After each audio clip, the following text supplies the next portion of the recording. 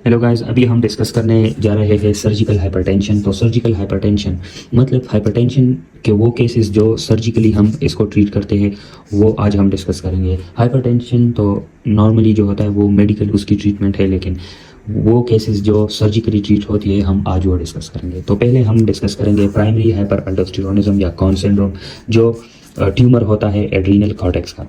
ऐसे रिजल्ट ये क्या सीक्रेट करता है? अल्डोस्टेरोन सीक्रेट करता है। ठीक है, अल्डोस्टेरोन जब एक्सेस अमाउंट में आता है तो क्या होता है, ब्लड सोडियम लेवल ज़्यादा होता है, क्योंकि ब्लड की सोडियम की रीअब्जॉर्प्शन कराता है ये अल्डोस्टेरोन, और जो पोटाशियम है उसकी लेवल कम हो जाती है सीरम में, क्योंकि ये अल्डोस्टेरोन पोटाशियम को एक्सक्रीट करता है। ठीक है, तो बेसिक मसला होता है एक्सेस अल्डोस्टेरोन। एक्सेस अल्डोस्टेरोन की वजह से पेशेंट की प्रेजेंटेशन होगी हाइपरटेंशन और लो पोटाशियम लेवल। ठीक है, तो ये पेशेंट आएगा, फिर हम इसकी डायग्नोसिस के लिए अल्डो टू रेनिन रेशो निकालते हैं। अल्डोस्टेरोन जो कि इसमें बहुत एक्सेस में होता है कॉन सिंड्रोम में, तो ये रेशो क्या होता है, मोर देन 20 होता है। ठीक है, इसके लिए हम एक दूसरा टेस्ट भी करते हैं, salt suppression test. Salt suppression test normal individuals में क्या करता है, it suppresses the aldosterone level, लेकिन कॉन सिंड्रोम में चूँकि ट्यूमर है जो कि अल्डोस्टेरोन एक्सिस में प्रोड्यूस कर रहा है, तो salt suppression test fails to suppress the aldosterone level. ठीक है, जब डायग्नोसिस हो जाती है तो हम ट्यूमर को लोकलाइज करते हैं थ्रू सीटी स्कैन और एमआरआई स्कैन, या हम एड्रीनल वीनस सैम्पलिंग करते हैं कि लोकलाइज हो जाए। जब लोकलाइज हो जाए तब हम ट्यूमर की रिसेक्शन कराते हैं। उसके बाद जो है, जो कि प्राइमरी हाइपर अल्डोस्टेरोनिज्म के सेम प्रेजेंटेशन देता है, वो है रीनल आर्टरी स्टेनोसिस। इसमें भी हाइपरटेंशन होती है, पोटाशियम कम होता है। इसमें बेसिक जो पैथोलॉजी है, कॉन सिंड्रोम में अल्डोस्टेरोन की एक्सिस थी, अभी इसमें जो है रीनल आर्टरी स्टेनोसिस में इसमें रेनिन की एक्सिस होगी। ठीक है, बेसिकली जो रीनल आर्टरी है उसमें उसकी ब्लॉकेज हो जाती है, तो किडनी समझती है कि ब्लड सप्लाई कम हो गई, जिसके रिजल्ट में किडनी के जो जेजी सेल्स होते हैं, जस्ट्रा ग्लोमेरुलर सेल्स, वो रेनिन रिलीज करता है। रेनिन एंजियोटेंसिनोजन को एंजियोटेंसिन 1 में कन्वर्ट करता है, और एंजियोटेंसिन 1 पर जाके लंग्स में एंजियोटेंसिन 2 में कन्वर्ट हो जाता है थ्रू एंजियोटेंसिन कन्वर्टिंग एंजाइम। वो एंजियोटेंसिन 2 अल्डोस्टेरोन की रिलीज करवाता है। ठीक है, लेकिन इसमें जो बेसिक पैथोलॉजी है that is excess of renin. तो जब हम डायग्नोसिस करते हैं और अल्डोस्टेरोन टू रेनिन रेशियो निकाल लेते हैं, तो वो रेशियो लेस देन 10 होगा, क्योंकि रेनिन इसमें बहुत एक्सेस में बनता है, अल्डोस्टेरोन से भी ज़्यादा। ठीक है, इसके अलावा हम रीनल आर्टरी स्टेनोसिस में अल्ट्रासाउंड डॉपलर करते हैं। ठीक है, और एंजियोग्राम करते हैं ऑफ रीनल आर्टरी। ठीक है, ये बेसिकली जो होता है इसकी पैथोलॉजी वो एथरोस्क्लेरोसिस की वजह से या होगा, या फाइब्रोमस्कुलर डिस्प्लेसिया। जब एथरोस्क्लेरोसिस की वजह से होगा तो वो मोस्टली ओल्ड मेल्स को इफेक्ट करेगी, और फाइब्रोमस्कुलर डिस्प्लेसिया की वजह से जब होगा तो वो इफेक्ट करेगी यंग फीमेल को। ठीक है, तो ये है इसकी डायग्नोसिस और पैथोजेनेसिस। फिर ट्रीटमेंट इसकी हम कराते हैं 2 तरीक़ों से, स्टेंटिंग या मेडिकल ट्रीटमेंट।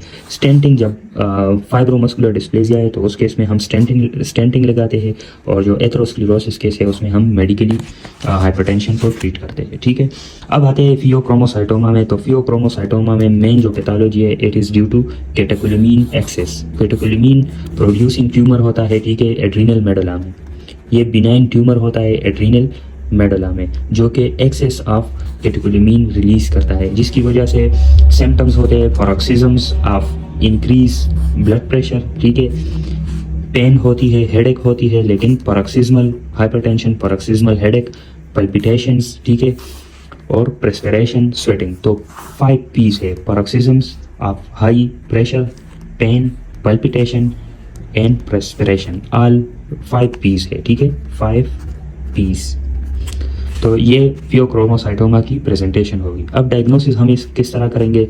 डायग्नोसिस इसकी थ्रू यूरिनरी 24 आवर VMA और मेटानेफ्रीन्स। ठीक है, यूरिन में हम VMA को देखते हैं और मेटानेफ्रीन्स को। ठीक है, जब इसकी डायग्नोसिस हो जाएगी तब हम ट्यूमर को लोकलाइज किस तरह करेंगे? वो CT स्कैन से, MRI स्कैन से, या MIBG स्कैन से हम इसकी लोकलाइजेशन करवाते हैं, या हम एड्रीनल वीनस सैम्पलिंग से भी इसकी करवाते हैं लोकलाइजेशन। ट्रीटमेंट है रिसेक्शन, लेकिन रिसेक्शन से पहले हम हाइपरटेंशन को कंट्रोल करेंगे। ठीक है, इसकी ये मतलब प्री ऑप प्रिपरेशन करेंगे through alpha blockers followed by beta blockers. पहले अल्फा ब्लॉकर्स देंगे फिर बीटा ब्लॉकर्स देंगे।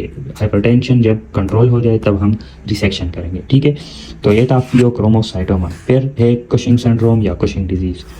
इसमें जो मेन पैथोलॉजी है it is due to cortisol excess. Cortisol बहुत ज़्यादा बनता है, ठीक है, या तो वो ACTH डिपेंडेंट होता है, ठीक है, या ACTH इंडिपेंडेंट होता है, ठीक है। इसकी प्रेजेंटेशन किस तरह होगी, ज़्यादातर ये फीमेल्स को इफेक्ट करती है। हाइपरटेंशन होगी, diabetes, buffalo hump, truncal obesity, moon faces, ठीक है, और एब्डोमिनल स्ट्राई। ये प्रेजेंटेशन जब आएगी तब हम जाएंगे डायग्नोसिस की तरफ कि ये ACTH डिपेंडेंट है या ACTH इंडिपेंडेंट है। उसके लिए हम क्या करेंगे, ठीक है। तो जब sign and symptoms of Cushing के साथ एक पेशेंट आया तब हम क्या करेंगे, पहले जो इन्वेस्टिगेशन है वो है low dose dexamethasone suppression test, ठीक है। Low dose dexamethasone suppression test करेंगे, उसके साथ 24 आवर यूरिनरी कॉर्टिसोल या लेट नाइट कॉर्टिसोल हम करेंगे, ठीक है, late night cortisol. Low dose dexamethasone suppression test या इन दोनों में से एक टेस्ट करेंगे, ठीक है। उसके बाद हम देखेंगे कि ये जो कॉर्टिसोल लेवल है वो सप्रेस हुआ या नहीं due to low dose dexamethasone suppression test. अगर ये सप्रेस नहीं हुआ तो it mean this is Cushing syndrome, ठीक है। कुशिंग सिंड्रोम है मतलब कोई एड्रीनल ट्यूमर है। तो कुशिंग सिंड्रोम में फिर ACTH की लेवल बहुत कम होगी, ठीक है, due to negative feedback mechanism, क्योंकि कॉर्टिसोल हाई है। जब कॉर्टिसोल हाई हुआ तो ACTH कम हो जाएगा, ठीक है। तो ये प्राइमरी एड्रीनल ट्यूमर होगा। प्राइमरी एड्रीनल ट्यूमर को हम लोकलाइज करेंगे CT स्कैन या MRI स्कैन से, ठीक है, और या एड्रीनल वीनस सैम्पलिंग करेंगे। उसके बाद हम इसको रिसेक्ट करेंगे। तो ये तो ACTH इंडिपेंडेंट ट्यूमर है which is primary adrenal tumour. तो primary adrenal tumour is basically ACTH independent, क्योंकि ACTH इसमें कम होता है। लेकिन जब ACTH ज़्यादा होगा, ठीक है, ACTH ज़्यादा होगा तब वो होगा ACTH dependent tumour. ACTH dependent tumour के लिए हम फिर आगे जाते हैं high dose dexamethasone suppression test करते हैं। अगर सप्रेस हुआ, ठीक है, तो दैट इज़ पिट्यूटरी एडिनोमा। मतलब पिट्यूटरी में कोई मसला है, इंटीरियर पिट्यूटरी में।